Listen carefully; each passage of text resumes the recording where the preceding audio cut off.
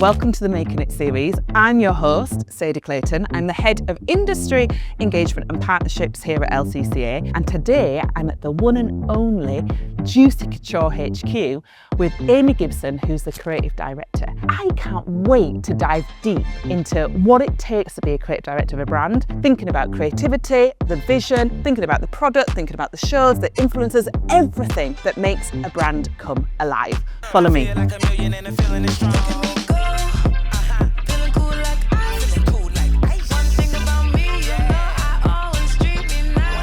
Amy, what an absolute pleasure to be here in your presence talking all things juicy and glam. Tell me where you studied, what you studied. Have you got any little takeaways from your degree that perhaps led you to where you are today? Probably not, is my suspicion. So I studied a long time ago now. I think I graduated 2010. So I've worked for some time. I studied in Brighton, which was great. I liked the course was small and intimate. The reason I took it actually over any other course was it was design with business studies rather than just fashion design or business studies degree. And honestly, I think actually it's a big takeaway to me, from me and to students is you've got to have a business head. Like as creative as you can be, important and super essential, but you need to think like a business person as well. And that's actually been super valuable to me. And honestly, unless you're a tiny bespoke brand making purely artistic pieces for your own portfolio, it is a business and it does need to make money. And you do need to be preempting and thinking about the future. So yeah, that's why I took the course, and it did set me up more to make your own individual business. But still there was good takeaways. And did you ever have or try your own little business when you first graduated, or what did you do between graduating and where you are today? No, I didn't. However, it's definitely something I feel like I could now potentially adopt. I think there's a few gaps in the market that I think they need a good woman to, or person of that nature to fill. I wanted a job as soon as I got out. I did some interning at the time. It was free, so it wasn't very sustainable. A few good brands to kind of get the odd good name under your portfolio, under your CV. I then got a job actually in Sweden for H&M straight away. Oh, great. Came off the back through a tutor actually, so it was really helpful.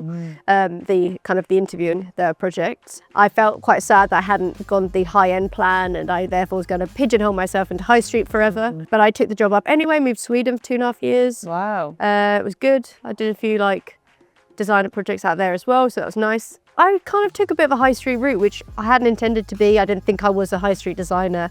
I think there's a bit of a snobbery around it as well. And honestly, I think you've sold your soul a bit to join a high street. However, I found I went into Topshop from there back in England. I was designing coats, and it was all the real furs out of Italy and leathers. And actually felt like one of the most premium roles I've done subsequently. Sounds it. Even with my designer interning and whatnot. So that was really valuable. I learned tailoring. I learned some really special skills there. From there, I moved to Ivy Park, which was Beyonce's brand at the time. And that was really a turning point for me because it was setting up the entire sort of structure of what business would be, molding the identity, molding the kind of the face of it, even down to your labels, your branding. And it made me think properly like a brand, from the details down to how a shoot would take place, the tone of voice on the website, the entire sort of 360 of the brand. And that's where I think my skills really homed in. And then this project came up, which was at the time, we're a licensed company, so Juicy is owned by a big American firm. The company I work for manage and run brands and sort of, lease them, franchise, it's called a licensed company. At the time, they didn't have Juicy, and so they needed someone to pitch a project to get the license. It was being run badly by a different company, so it was fairly dormant in the market. I came on board, did a project, they loved it, and then that's it. I started running Juicy. The rest is history. There was me, and then there was 2, and now there's That's amazing. 40 or so, 30, and 6 years down, yeah. So I've managed to completely, with the help of a really strong team, mold Juicy into a new market sort of perspective, taking the great bits, trying to chuck away some of the old bits. Just referencing what you said about, keeping some good bits, chucking away some other bits. That is kind of the the foundation of any sort of fashion career, isn't it? Like wherever you go, whether you're a student, whether you're interning, whether you're, you know, you've got a junior or senior role within a company, there are bits that you'll take and bits that you'll chuck away. So with that in mind, and obviously, you know, it sounds like when you were at Ivy Park, it was really pivotal for you because you learned lots of different roles within. What was your actual role there? I was a senior designer. Designer, yeah. So there was two of us. There was someone that did the activewear part, someone that did like all the casual wear, we called it at the time, but it was everything from like your streetwear to your, you know, working with Beyonce, she was very into like super high fashion, you know, moments. We did a lot of like, I did a lot of stage clothes for her or for her dancers. So it was really breadth. The breadth was wild, you know, working with someone like that, working with a team like that. And it taught me some proper skills of like how brands work. How, amazing. And I'd like to think quite pivotal in the evolution of that company. And do you feel that you like picked up transferable skills from there then? Massively, Massively, yeah, exactly. And I think that's where my strength is, to kind of be able to like analyze a brand and be like, that you're not doing that right. And I still try to apply that now, like look forward to things like, that's not going to earn us any money. Like we need to be on the next step. Like where's our next thing? And so you can get very comfortable in your moment now. It's about forward thinking. That's all I try and do here. Yeah, for sure. And just a business acumen. Going back to that, it's like business head. Keep your business head on. Totally. So in that respect, would you try and encourage students to perhaps collaborate with other students on other programs to think about the business acumen? Because say you are a fashion designer, you're doing your final collection, you've still got to shoot the lookbook, you've still got to then create the lookbook. But maybe they don't have those skills. So working with other people in a collaborative way is what would, you know, kind of overcome that problem. I think so. I think for like a role like my one, you do need to be able to not necessarily be a specialist in every field, but you need to have a finger in all of the pies to ensure that that tone of voice does run completely through it. I might not know the social media, the way things, you know, work technically, or the technical side of it, all the technical things, for example. But I should be able to be like, that's a good post. You know what to do. Let's shoot it like that. That represents the concept to the launch of it, and then actually how it then rolls out to the website. So you do need to. You can collaborate at first, but I think you need to also grow those skills yourself to be able to not pigeonhole yourself into sort of one dimension, and it'll work against you, I guess, in your ability to, you know, to do a role like mine fully.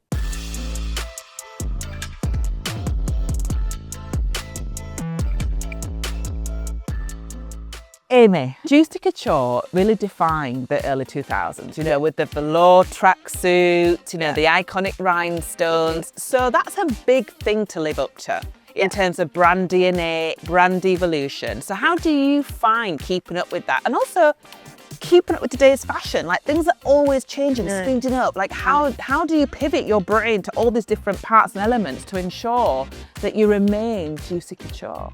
It is a task, I'm not gonna lie. It is something that, it's like juggling a lot of balls, a lot of juicy balls. Love it. A lot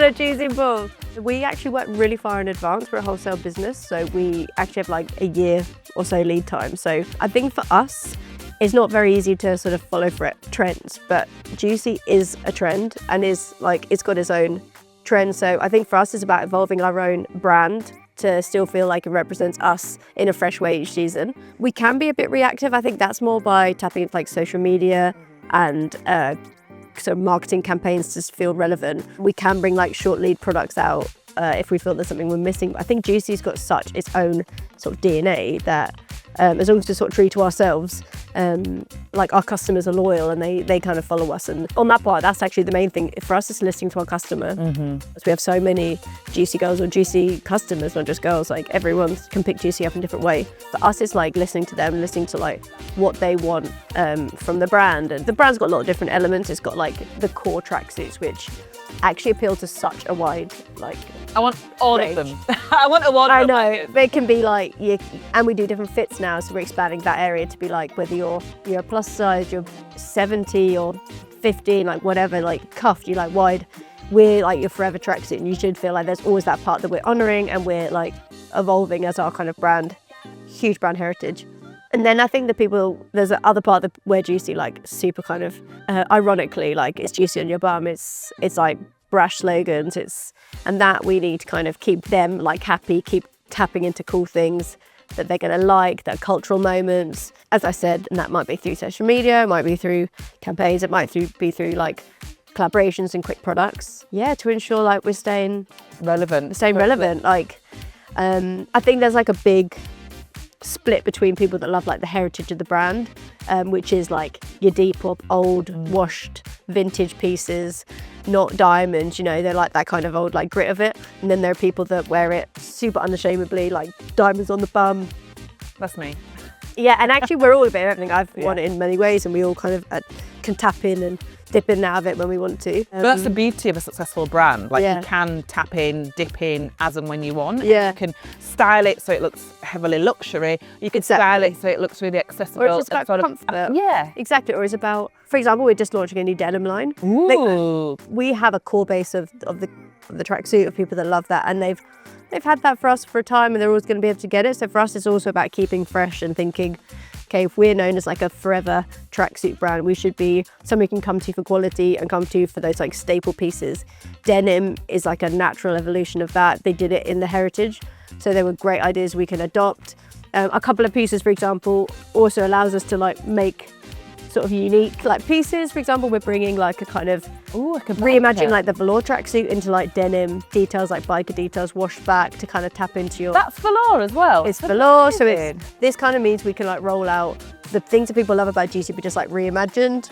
Fantastic. I love the bit of a fade, like a denim fade as well. Yeah, so then we can do like the denim whiskering and the fades, just to kind of feel like you're targeting the vintage girl. Let's have a look. A little vintage kind of the way we're going to approach denim, for example. Wow, like I can see girls in those already. Bringing back in those like antique, like vintagey details, kind of the crest and the patches, and really releasing this through a campaign, just to know that we're still around and we actually can. You can move with the time. We can move with the times, and we can provide you quality like staple pieces and outside of just like a tracksuit, which is not for every day. Yes, there's little cute pieces, little like skirts. And, oh, wow. And there's some great little fashion pieces, which I won't show now, but this is some of the core line. Fantastic, that's so exciting. Yeah. So Amy, typically what does how heavily are you involved in sort of concept to product being in store or like in the showroom? Like how does your role kind of maneuver within that? You know, do you start with approving mood boards and concepts, or do you start with, you've got a team that does that, and then you sort of approve some designs? Do you then look at the fabrics and, you know, kind of say yes or no? And then do you come up with a campaign idea? Have you got a team for that? Like, can you talk to us a bit more about how your role actually works? So we're kind of a small team, in honesty. We all like a bit. You're all mucking. We all muck in across everything. You know, I think there's like 30 of us, 40 of us. So where I've come from a design background originally, so I primarily will like work with the design team or come up with concepts, trend mood boards, and the designer can run with that and design it. And then kind of I keep bringing it back to kind of curating it and ensuring that we have like the marketing stories throughout it and like, you know, clear campaign messaging moments. For me, it's ensuring that that concept to launch is there, that the message is there, that there's things you can talk about and probably showcase it from that start to finish. I work heavily into the product side, but the kind of design team run away with that. When we're like working with the line, potentially cutting pieces or adding pieces in, I want to keep bringing it back to ensuring that there's that story messaging there. Yeah. Because, you know, you can do a great collection if half is cut, it's going to like soft launch onto a website and there's going to be no message behind it, no way we can market it, and then it just falls flat and then it doesn't sell. So it's really important whether it's commercial to kind of concept product is there. Then I work with breaking it down into how we're going to launch it to our website and then how we're going to market it. So I work with a kind of creative campaign there. I think you've got saucer like photographers, you know, we do it. Yeah, that's why I kind of dip into each function essentially. Like annoyingly probably for them. Yeah, like you've got like the funnest, not even a word, like the best role. It's so fun. It's fun, you know, every day is different for you. Yeah. You're not having to design all day, come up with trends all day. You're not looking at product all day. Like you're literally stepping into putting lots of different hats on every single day. That's so inspiring, isn't it? There's a lot of people doing a lot of things, and if someone's not kind of keep looking over the whole thing, they're going to see a chain of, you know, the Chinese whispers. Something has gone wrong, so it's like bringing it back. Yeah, bringing it back to that ultimate goal that you're all achieving. And that kind of marketing side is very important to be like, what is the storytelling here? Like, is it a cute kind of creative concept or is it an influencer thing? And then the marketing team will with their, team run with that as well. Totally. Everybody wants to be really creative and do really fun, cool stuff. Yeah. You've also got to make money.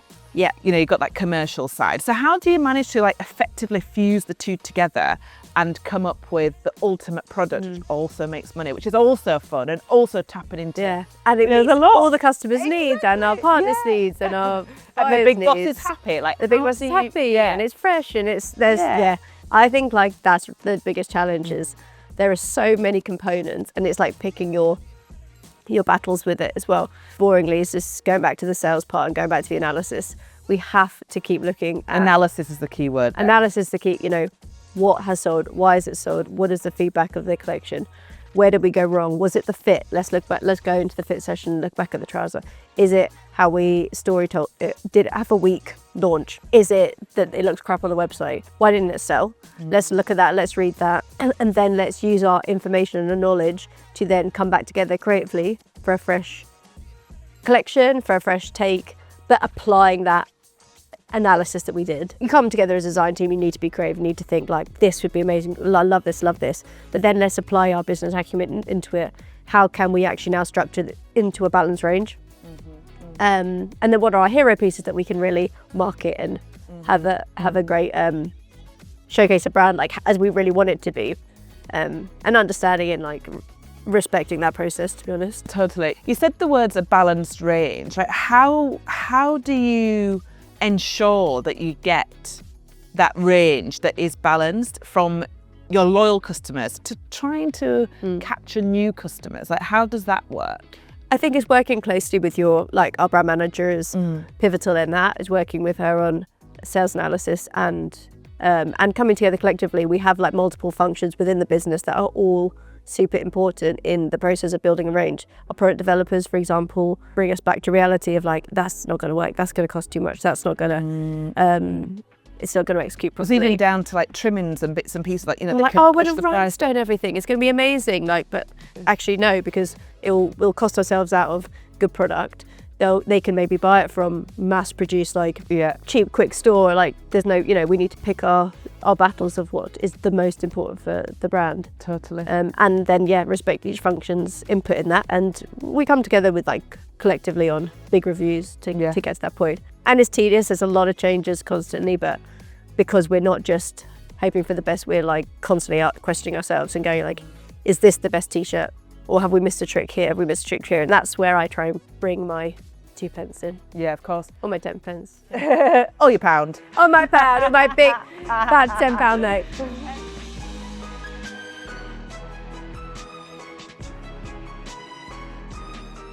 What do you come up against? Is it the fact that you've got a budget that you've got to work towards? Is it the fact that you've got to work with a certain social media campaign? Or, is it that you've got to rerun another product that you're a bit bored of? What are your challenges? Name a couple. I think the biggest part for any designer, honestly, is to try and convince the business side of the brand to back what is essentially a kind of intuitive belief on an item. So a difficult design is never going to be cross the line welcomingly, but we can understand the reason and the impact behind it, what it's going to say in the market, what it's going to say to the collection as a whole balance. You can run the risk of a very commercial line being the only kind of thing that the business I want to take forward. It all costs money, it all costs time, and when things are cut, it's not great for business. So I think that's the biggest hurdle. And ownership.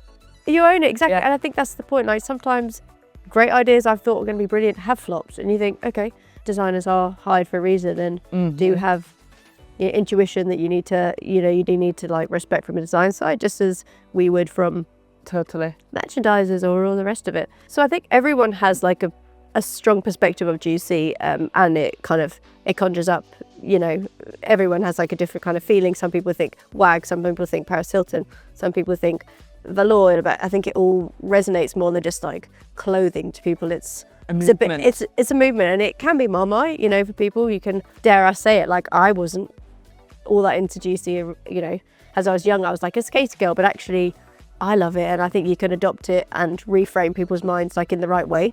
Started as something a really long time ago when it was set up, and then it evolved and was adopted by quite an elite Paris Hilton, rich heiress girl. Feels like an accessible luxury brand, doesn't it? Exactly. And I think then they got adopted by like the wag culture, and I think some people love that, and some people also find that a turn off because they don't want to just be a Barbie girl in pink, and Juicy, or like be like a Paris Hilton. I think that's one big thing that we talk about a lot when we're moving forward with the brand, is how to not like turn people off Juicy, like how to make it broad enough that you can adopt the brand and not feel like you need to be of that original kind of stereotype. That's one area we look at and talk about quite a bit in how we market it. Really is ensuring that we are speaking to different people, being much more inclusive as a brand, being much more sort of accessible and not just that elite girl, making sure we're actually, our price points are good and we're quite like, it fits everybody, everyone can adopt it and everyone's got a bit juicy in them. So yeah, everyone has got a bit of juicy. Trying to almost wipe that some of the stereotypes that maybe worked against us to some people, but also offering, if you do, love that kind of throwback Y2K juicy and it's all its irony, that we've got that too. So we're covered. Do you feel like Juicy is having that kind of resurgence? Like it is all about Juicy again, because we are going through that Y2K trend. Yeah, it's honestly been very easy for us to relaunch the brand because, and actually I'd like to think that we were fairly pivotal in like, that movement too. I see so many big brands, massive brands, like they've riffed off Juicy's, like they've done it. Totally. Like Balenciaga have literally done a velour tracksuit with diamonds on the back, like with a crest, right? Yeah. Actually, we're influential to other brands, which is exciting too. So we clearly do something right. So the fact that you do accessories, like you've got bikinis, you've got socks, you've got bags, but I can see within your range of bags a bag that I'd use and a bag that my 90-year-old Jamaican grandma would use. Yeah. Like that's the beauty of Juicy, isn't it? Like, that's what we try and do. Yeah.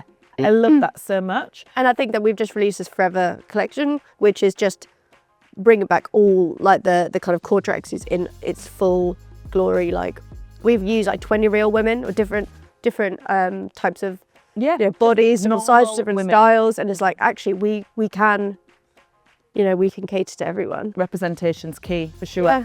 2 last questions, Amy. If you could work with any sort of celebrity or any influencer, that's such any campaign, like what would it be, or who would it be, or where would that take the brand? I guess from a creative director perspective, I want to get inside your head and see your creative vision for the brand in terms of social media. Again, it's such a hard question because there are so many iconic people that Juicy resonate back to, like the wags, like the Victoria Beckhams, or they're like everyone that adopted it.